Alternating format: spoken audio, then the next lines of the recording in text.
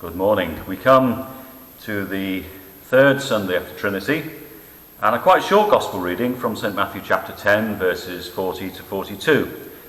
And Jesus says to his friends, "Whoever welcomes you welcomes me." When I served as a chaplain for the Bishop of Liverpool, it was in the days when the internet was in its infancy.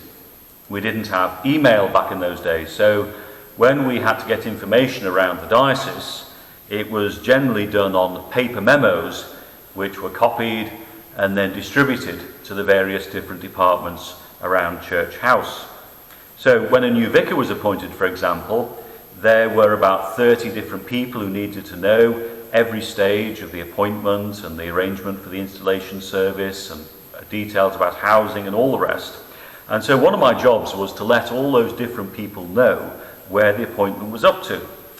And if we couldn't hand them a paper memo, then it was sent by fax.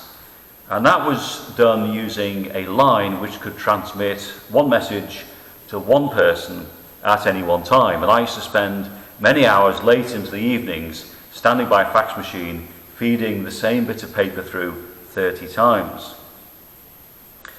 One day, our switchboard transferred a call to my desk.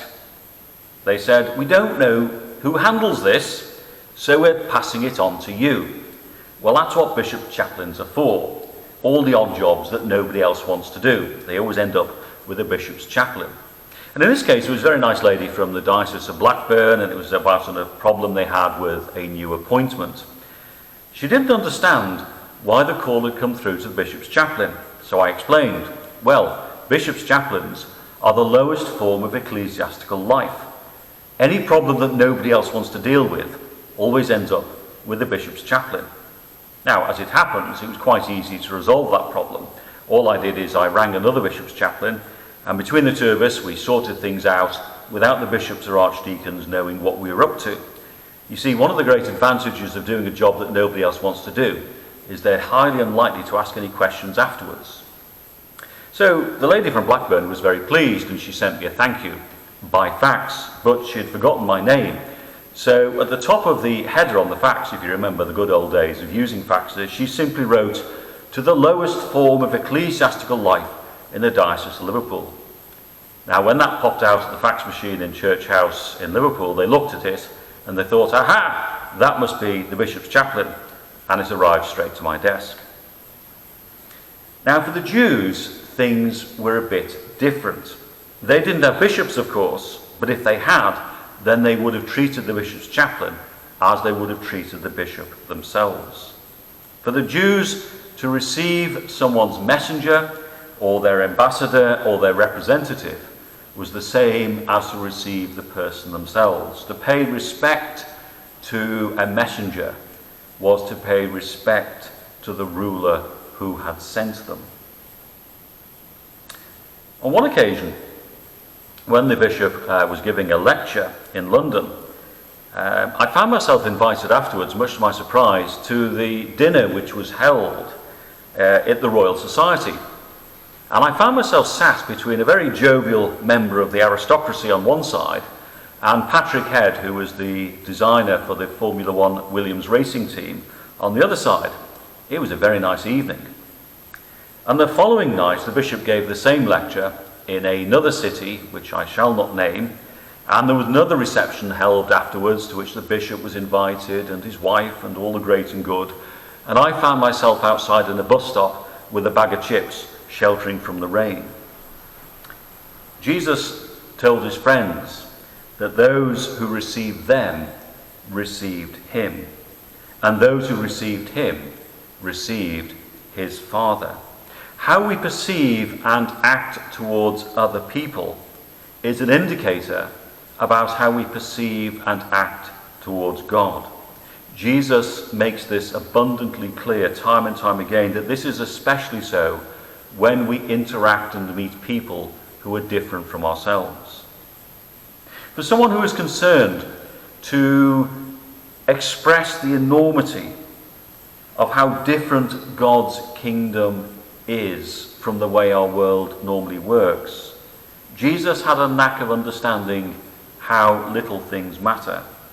For example, the least person given just a glass of cold water will not be overlooked. We often look at our world and we feel dismayed and overwhelmed by its many problems, which we can't solve. Jesus doesn't ask us to. He asks us just to do something. A random act of kindness, a willingness to listen, or maybe their decision to ring that person you haven't spoken to for a long time, who you know is lonely, and when you get them on the phone, they're likely to keep you talking for a very, very long time. But you make the decision to make that phone call and speak to that person. Do these things for that person, and in that moment, that person represents God to you. They become God's ambassador. And how you receive them and how you treat them, how you value them, how you respect them, says everything about how you perceive God in your life. God our Saviour, look on this wounded world, and in pity and power, hold us fast your promise of peace, won for us by your Son, our Saviour, Jesus Christ. Amen. Now we have some good news. We've been told that from Sunday the 5th of July, we can reopen our churches for public services. And that is very good news. I know many people have missed coming to church very much. We've been able to open for the past couple of weeks for prayer, but not for public worship. Now we can reopen and hold services. Now, of course, it will be very different. I know there's many people who won't be able to attend. Our usual volunteers, many of those, sides people, people who did sessions, they will not be able to attend either. So we're going to keep things very simple. We're mainly going to run morning services. And so on the 5th of July, we will hold a 9:30 service at St. Mary's and an 11 o'clock service at St. Peter's. And I will preach and preside at both of those services. There'll be services of Holy Communion, done slightly differently. We'll receive the bread, but not the wine. We won't share the peace. We won't pass the offertory plate round. But we will do the communion service as we can in these strange and difficult times. And we can meet together. We've made very careful preparations, and the PCCs in both parishes have worked on an interim pattern of services which will last us through the summer and into the autumn, which will enable us to reopen our churches with perhaps more modest resources than we normally have. We can't, for example, sing hymns. We're not allowed to do that at the moment. But we'll meet together. We will record the sermon. Not quite sure how it's going to work yet, but we'll find a way of doing it. And then from that Sunday onwards, this YouTube clip will be the sermon presented at each church on the Sunday. Now, I know not everyone will be able to join us, and that's why it's important we can share that YouTube clip. We continue to live in difficult times, and we don't know what will happen with the infection rate, and that's something we'll need to monitor. Government advice may change, and if it does, we will, of course, listen to that and comply with whatever we're asked to do.